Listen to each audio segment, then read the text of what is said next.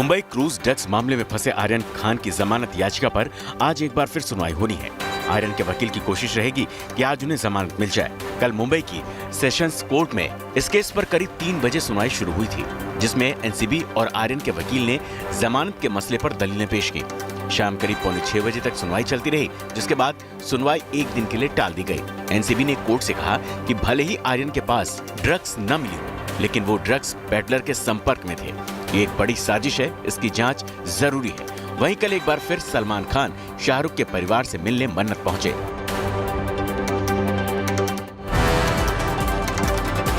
NCB ने court में दाखिल किए अपने जवाब में कहा कि आर्यन के पास कोई बरामदगी नहीं हुई, लेकिन वो ड्रग्स पेडलर के संपर्क में थे। ये एक बड़ी साजिश है, इसकी जांच जरूरी है। एनसीबी ने मामले में इंटरनेशनल चेन की बात कही है।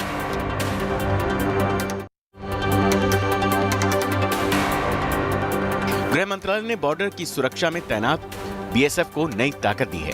बीएसएफ को सरहदी राज्यों में गिरफ्तारी, तलाशी और जब्ती की अतिरिक्त शक्तियां दी गई हैं। इसमें 3 प्रमुख राज्य असम, पश्चिम बंगाल और पंजाब शामिल हैं। इन राज्यों में बीएसएफ को पुलिस की तरह सर्च और गिरफ्तारी का अधिकार दे दिया गया है। ये अधिकार बांग्लादेश और पाकिस्तान सीमा से सिर्फ 50 किलोमीटर अंदर तक के लिए होंगे।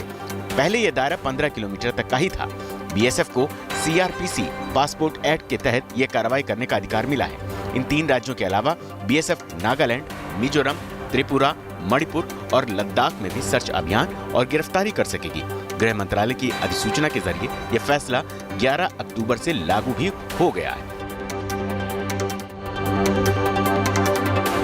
भारत के उपराष्ट्रपति एम वेंकैया नायडू ने अरुणाचल प्रदेश के दौरे से चीन तिलमिला गया है। चीनी विदेश मंत्रालय के प्रवक्ता झाओ लिजियन ने कहा कि चीन भारत के उपराष्ट्रपति की हाल ही की अरुणाचल यात्रा का कड़ा विरोध करता है। लिजियन ने कहा कि चीन अरुणाचल प्रदेश को मान्यता नहीं देता। भारत का इस इलाके पर दावा अवैध है। भारत के विदेश मंत्रालय ने इस पर प्रतिक्रिया देते हुए कहा कि हम ऐसी टिप्पणियों को खारिज करते हैं। अरुणाचल प्रदेश भारत का एक अभिन्न और अविभाज्य हिस्सा है। भारतीय नेता नियमित रूप से राज्य की यात्रा करते रहेंगे। एनआईए ने कश्मीर में 16 जगहों पर छापेमारी कर आतंकियों का साथ देने वाले 5 लोगों को गिरफ्तार किया है। इन सभी पर घाटी में आतंकी संगठन जैश-ए-मोहम्मद, टीआरएफ, हिजबुल मुजाहिदीन और अन्य संगठनों के आतंकियों को सुविधा मुहैया कराने का आरोप लगा है। मामला जम्मू कश्मीर और अन्य प्रमुख शहरों में हिंसक आतंकवादी हमलों को अंजाम देने की साजिश रचने से जुड़ा है। इससे पहले एनआईए ने जम्मू कश्मीर में 16 जगहों पर छापेमारी के बाद आतंकवादियों के 4 सहयोगियों को गिरफ्तार किया। भारत को आज 3 और राफेल विमान मिलने वाले हैं। ये विमान फ्रांस से आज भारत में जामनगर एयरबेस पहुंचेंगे। इसके साथ ही भारत के पास मौजूद राफेल विमानों की संख्या 29 हो जाएगी। सितंबर 2019 में भारत ने फ्रांस से 36 राफेल विमानों का सौदा किया था, जिसमें से बचे हुए विमान अगले साल तक मिलेंगे। बंगाल की खाड़ी में चल रहे क्वाड देशों के मालाबार नौसैनिक अभ्यास के दूसरे चरण का आज तीसरा दिन है। इस दौरान अमेरिका, ऑस्ट्रेलिया और जापान के जंगी जहाजों के साथ भारतीय नौसेना भी दम दिखा रही है। यह अभ्यास 15 अक्टूबर तक चलेगा। इस युद्धाभ्यास में अमेरिका ने अपने विमान वाहक पोत कार्ल विजन को तैनात किया है, जो परमाणु शक्ति से लैस है। राष्ट्रपति रामनाथ कोविंद आज लद्दाख और जम्मू कश्मीर के दौरे पर जा रहे हैं। वो आज सिंधु दर्शन पूजा करेंगे और उधमपुर में सेना के जवानों से मिलेंगे। राष्ट्रपति कल द्रास जाएंगे, जहां वो कारगिल के शहीदों को श्रद्धांजलि देंगे और सेना के जवानों के साथ दशहरा मनाएंगे। लद्दाख में क्लास 9 से 12 के लिए आज से सभी स्कूल फिर से खुल गए हैं। कई छात्रों को कोरोना होने के कारण 18 सितंबर को स्कूल बंद कर दिए गए थे। स्कूलों में कोरोना प्रोटोकॉल का कड़ाई से पालन कराने के निर्देश दिए गए हैं। महाराष्ट्र में 20 अक्टूबर से सभी कॉलेज और यूनिवर्सिटी खुल जाएंगे। हालांकि कोरोना टीके की दोनों डोज लगवा चुके छात्रों को ही कॉलेज में आने की इजाजत होगी। महाराष्ट्र के उच्च शिक्षा मंत्री उदय सामंत ने ये जानकारी दी। ऑफलाइन के साथ साथ ऑनलाइन शिक्षा की भी बात कही जा रही है। लखीमपुर कांड में केंद्रीय मंत्री अजय मिश्रा के इस्तीफे पर सियासत जारी है। वहीं राजनीतिक घमासान भी कम होने का नाम नहीं ले रहा। लखीमपुर खीरी की लड़ाई अब दिल्ली तक पहुंच गई है, जहां राहुल और प्रियंका गांधी ने मोर्चा संभाल रखा है, जो गृह राज्य मंत्री के इस्तीफे पर अड़े हुए हैं। इसी मुद्दे को लेकर दिल्ली में यूथ कांग्रेस ने कैंडल मार्च निकाला है। कई अन्य जिलों में भी जगह जगह किसान संगठनों ने किसानों की शहादत के लिए कैंडल मार्च निकाला। वहीं श्रद्धांजलि सभा का आयोजन कर मारे गए किसानों को श्रद्धांजलि दी गई। लखीमपुर खीरी केस में फॉर्च्यून गाड़ी के मालिक और आशीष मिश्रा के दोस्त अंकित दास की भी गिरफ्तारी हो गई। नोटिस के बाद कल अंकित दास क्राइम ब्रांच के दफ्तर पहुंचा था, जहां उससे करीब 5 घंटे तक पूछताछ हुई। इस पूछताछ में करीब 1 घंटे अंकित और आशीष को आमने सामने बैठाकर सवाल जवाब किए गए, जिसके बाद उसे गिरफ्तार कर लिया गया। अंकित 22 अक्टूबर तक जेल में रहेगा। वहीं पुलिस को 2 दिन की रिमांड मिली है, जहां पुलिस क्राइम सीन रिक्रिएशन के लिए अंकित से सवाल जवाब कर सकती है। पूछताछ के दौरान अंकित ने नेपाल भागने की बात कबूली है। वहीं मामले में खुद को निर्दोष बताया है। प्रयागराज में कांग्रेस के पोस्टर में वरुण गांधी की तस्वीर लगाने पर घमासान तेज हो गया है। कांग्रेस ने अब मामले में एक्शन लिया है। कांग्रेस ने पोस्टर लगाने वाले नेता पर कार्रवाई करते हुए 15 दिन के लिए उन्हें सस्पेंड कर दिया है। 3 दिन पहले प्रयागराज में कांग्रेस के पोस्टर में वरुण और सोनिया गांधी को साथ दिखाया गया था, जिसमें वरुण गांधी का स्वागत किया गया। सावरकर को लेकर सियासत जारी है। इस मुद्दे पर बीजेपी को शिवसेना का साथ मिला है। सावरकर को लेकर चल रहे विवाद पर अब शिवसेना ने अपना स्टैंड क्लियर किया है। शिवसेना सांसद संजय राउत ने कहा कि वीर सावरकर के बारे में जो भूमिका बीजेपी और आरएसएस को लेनी है वो ले, लेकिन शिवसेना की जो भूमिका वीर सावरकर के बारे में शुरू से रही है वही रहेगी। वीर सावरकर हमारे आदर्श हैं और रहेंगे। गोवा चुनाव के लिए बीजेपी ने तैयारी शुरू कर दी है। केंद्रीय गृह मंत्री अमित शाह आज गोवा के दौरे पर जा रहे हैं। वे वहां फोरेंसिक कॉलेज और लॉ कॉलेज का शिलान्यास करेंगे।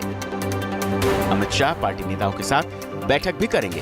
गोवा में अगले साल फरवरी में विधानसभा चुनाव होने वाले हैं। अमित शाह गोवा में जनसभा को संबोधित कर सकते हैं।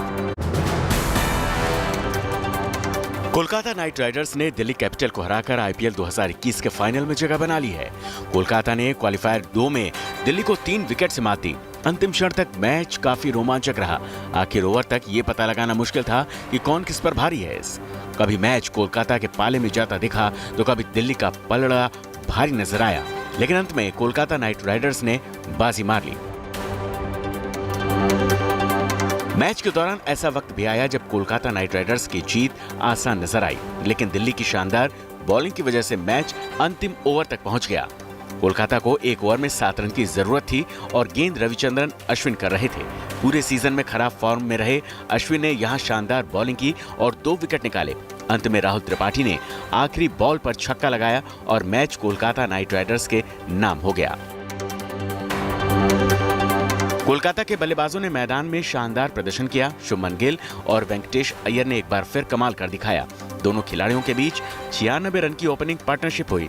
वेंकटेश अय्यर ने 41 बॉल में 55 रन की पारी खेली। वेंकटेश का इस आईपीएल में ये तीसरा अर्धशतक था।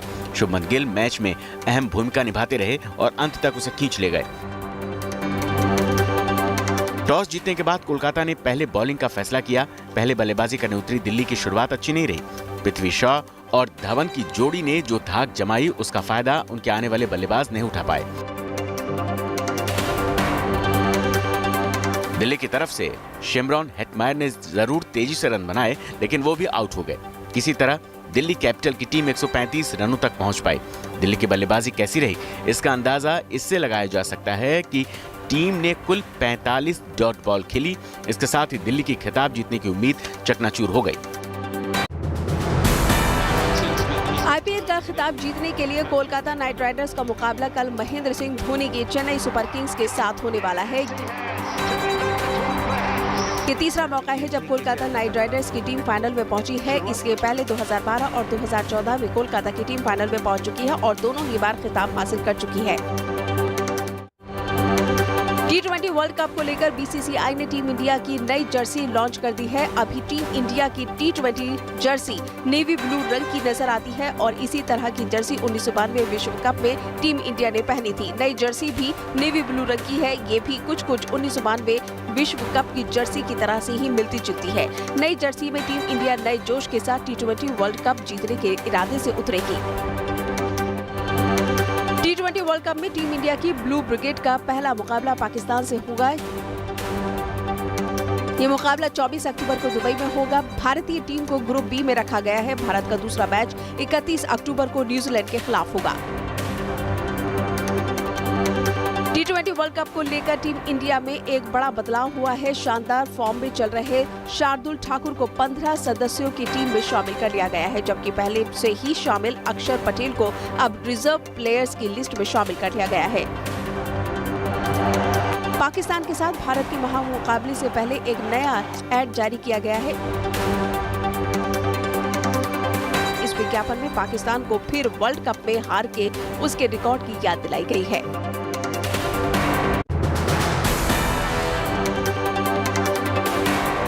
आज नवरात्र का अंतिम दिन है। महानवमी के अवसर पर आज मां दुर्गा के सिद्धिदात्री रूप की पूजा की जा रही है। मां सिद्धिदात्री भक्तों की मनोकामना पूरी करने वाली मां है। मां दुर्गा के दर्शन के लिए मंदिर में सुबह से भक्तों की भीड़ उमड़ रही है। मंदिर में कोरोना प्रोटोकॉल के पालन के साथ ही आरती और पूजा आराधना की जा रही है। दिल्ली के सिद्धि मंदिर झंडेवाला में इस अवसर पर खास पूजा आराधना की गयी।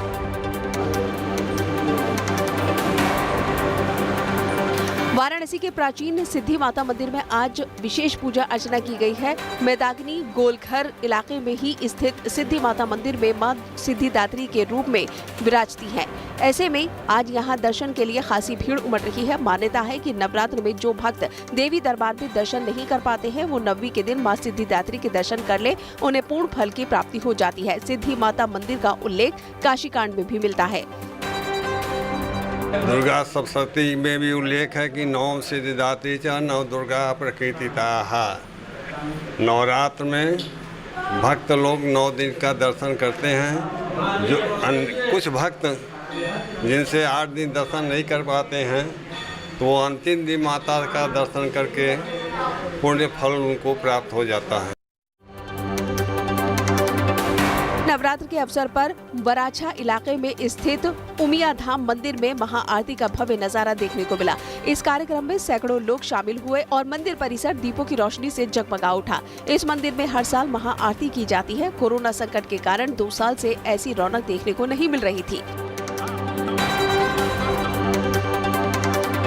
नवरात्र के मौके पर कोलकाता समेत पूरे बंगाल में शानदार तरीके से सजे पंडालों को देखने लोगों की भीड़ उमड़ रही है। हालांकि आम लोगों को पंडाल के अंदर जाने की इजाजत नहीं दी गई है। लोग दूर से ही पंडालों की भव्य झलक ले रहे हैं और मां दुर्गा की आराधना कर रहे हैं। नवरात्र के दौरान दिल्ली में लवकुश रामलीला में राम रावण युद्ध का हाईटेक तरीके से मंचन किया जा रहा है। लाल किले के पास हो रही इस रामलीला में कलाकारों की शानदार एक्टिंग के साथ साथ भव्य तरीके से दृश्यों को पेश किया जा रहा है। केंद्रीय राज्य मंत्री अर्जुन राम मेघवाल के साथ 10 देशों के राजदूत भी यहाँ राम कथा देखने के लिए पहुँचे। जम्मू के उपराज्यपाल मनोज सिन्हा बुधवार को कटरा पहुंचे।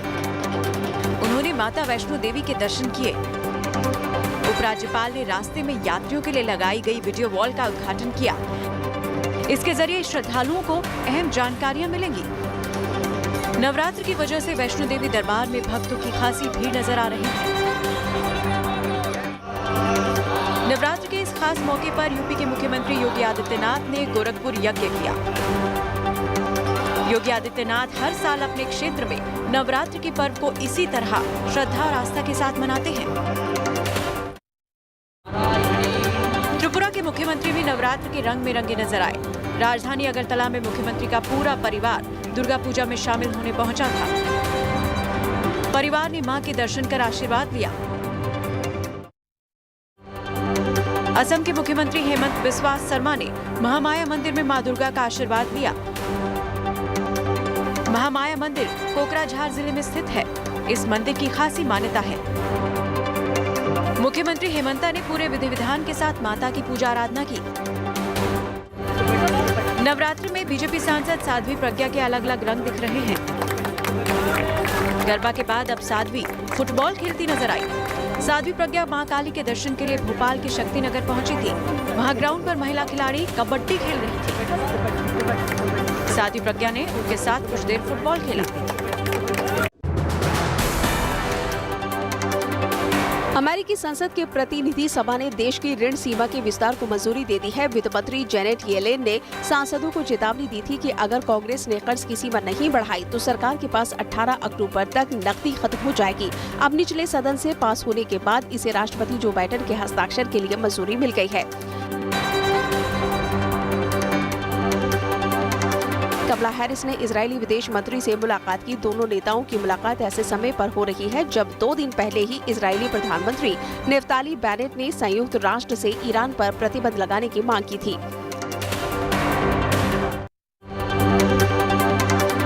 अमेरिकी सरकार ने अपने जमीनी बॉर्डर को गैर जरूरी यात्राओं के लिए नवंबर महीने से खोलने का फैसला किया है। नए नियमों में उन्हीं लोगों को देश में आने की इजाजत होगी जिन्होंने कोरोना के दोनों डोज लगवा रखे हैं। कोरोना महामारी के चलते पिछले 19 महीनों से अमेरिका ने दूसरे देशों के साथ लगने वाले सभी बॉर्डर सील कर रखे हैं। साउथ कोरिया ने कोरोना महामारी के चलते लगाए गए प्रतिबंधों में ढील देने के लिए एक पैनल बना लिया है। प्रधानमंत्री किम बू क्योम ने साफ निर्देश दिए हैं कि मास्क पहनना अनिवार्य रहेगा और धीरे धीरे देश में कोरोना पाबंदियों को हटाने की कोशिश की जाएगी।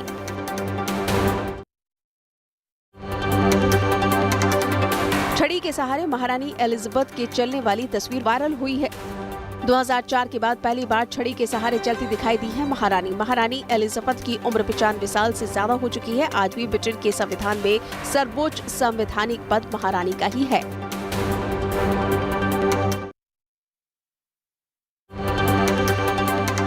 बॉलीवुड भी नवरात्र के रंग में नजर आ रहा है। मुंबई के दुर्गा पूजा पंडालों में सितारों का मेला लगा हुआ है। क्या आम क्या खास, सब माता के दीदार को खासे उत्साहित नजर आ रहे हैं। चाहे वो ट्रेडिशनल लुक में एक्ट्रेस मौनी रॉय हो, सिंगर जॉन कुमार सानू हो या फिर बप्पी लड़ी के पोते रेगी बी हो, हर कोई माता के आशीर्वाद लेने के लिए दुर्गा पंडाल पहुंच रहा है। रेगी बी तो अपने दादा की तरह ही गले में ढेर सारा सोना पहनकर नजर आए। बॉलीवुड एक्ट्रेस काजोल कल एक बार फिर से दुर्गा पंडाल में नजर आई। उनके साथ मां तनुजा, बहन तनीषा और बेटा युग भी मौजूद थे। गोल्डन बॉर्डर की ब्लू कलर की साड़ी में काजोल ने कानों में गोल्डन इयररिंग्स पहने हुए थे। ग्लॉसी बेस आईलाइनर और ब्लू साड़ी पर डार्क मैजेंटा कलर के लिपस्टिक में काजोल बेहद खूबसूरत नजर आ रही थी। वहीं काजोल के बेटे युग व्हाइट कुर्ते पजामे में एक्ट्रेस का हाथ थामे नजर आए। इस मौके पर काजोल काफी खुश नजर आ रही थी। Slumdog millionaire fame actress Freda Pinto जल्द ही मां बनने वाली हैं। उन्होंने सोशल मीडिया पर अपने बेबी शावर की कुछ तस्वीरें साझा की हैं। फ्रेडा ने इस दिन को खास बनाने के लिए अपने फ्रेंड्स और अपनी बहनों को धन्यवाद दिया है। फ्रेडा और उनके पार्टनर कोरी ट्रैन अपने पहले बच्चे का स्वागत करने के लिए बेसब्री से इंतजार कर रहे हैं। फ्रेडा पिंटो ने बेबी शावर के लिए सिंपल व्हाइट ड्रेस को चुना। तस्वीरों में फ्रेडा अपना बेबी बम्प फ्लॉन्ट करती नजर आई।